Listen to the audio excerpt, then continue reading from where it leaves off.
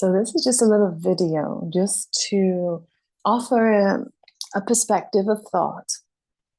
For sometimes, or oftentimes, I hear in appointments, I hear in conversation, just as I'm speaking with my friends and my loved ones, and um, those, of course, in appointments about how the energy is. Oh, it's interesting energy right now. It's this big energy, intense energy. Oh, it's energy, energy, energy. And of course, energy is everywhere. It is just like the weather. You always have the weather outside. And sometimes the sun, it shines. Well, always the sun, it shines.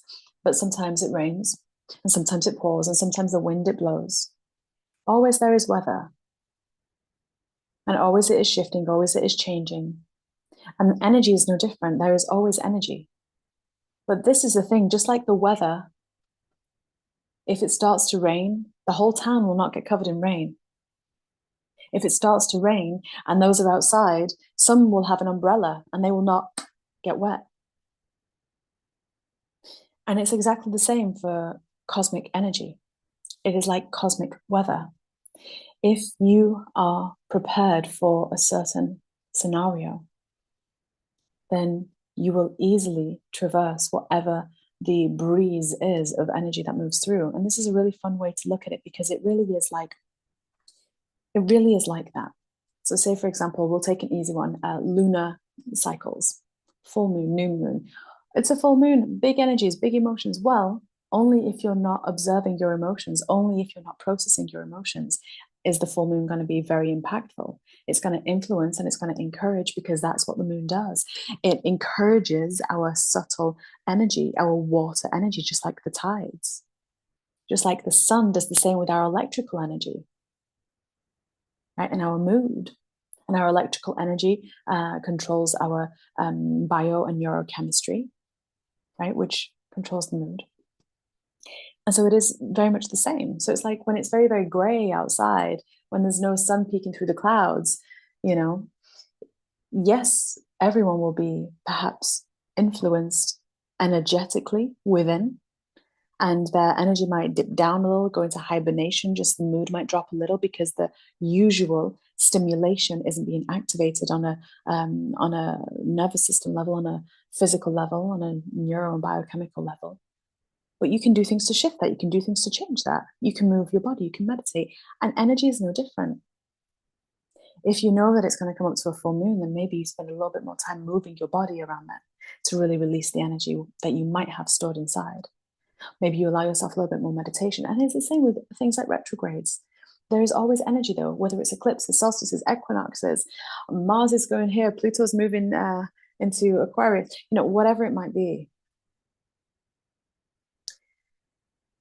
There are always shifts and changes. There are always going to be influences and invitations, because the cosmic weather is pretty much the same as our local geographical weather in that capacity. One's just non-physical, one's physical. And so if you look at it in that way, that you can be outside, and if it starts to rain and you've got an umbrella, you don't have to get wet. If you've got a rain mac, you don't have to get wet. But there are some people that like to dance in the rain. It's the same with energy. Do you like to dance in the energy? Do you want to dance in the energy? Are you prepared for the energy? Are you aware of it? Are you able to kind of glance outside? Are you able to start your day? Like normally with the weather, you can look outside and go, oh, I'm going to put a coat on today. Oh, I'm not going to put a coat on. It's nice and warm, no coat needed. Bit chilly, bit wet, putting a coat on. And you make that decision then and there on the day. It's the same with cosmic energy as well. If you were to check in the morning and just meditate a little and just check in with your body, because your body is the antenna, it's the receptacle of that cosmic weather, the cosmic energies. And if you wake up and you've had a bit of a weird night, funky dreams, and you're feeling a little bit slow to get started, then you know that you might need to do something different than if you wake up full of beans.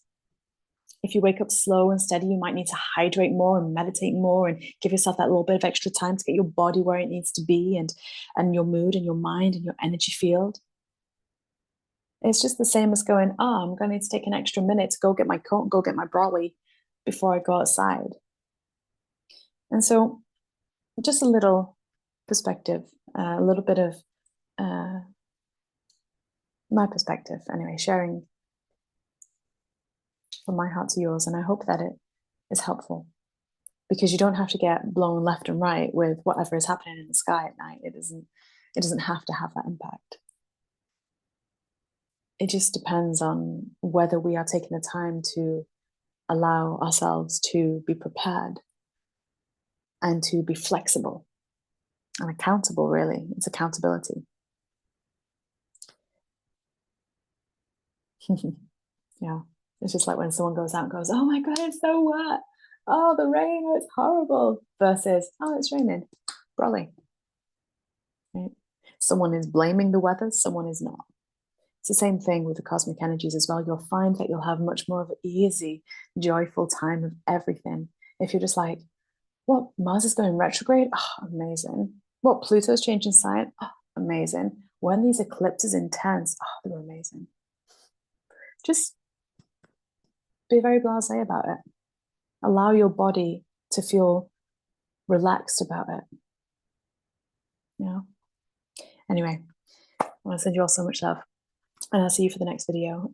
There's quite a few coming out right now, so please continue to send questions in, because it helps me focus in a little bit and offer some really fun videos. I've got some really cool channeled ones coming out soon as well, from some questions that were really curiously asked, like about gravity and light into form. These are really fun ones for the Arcturians and the Diamond ones, so, and the Pleiadians too. So we're definitely going to get some really fun channeled guidance coming through. But in the meantime, I send you all so much love. I will see some of you tomorrow, or on the 1st, whenever this video goes out, I'm not sure, but I'll see some of you on the 1st for the Dragon Workshop, and some of you again on the 14th for the Inner Child Part 2. But until then, so much love from me to you. Bye for now.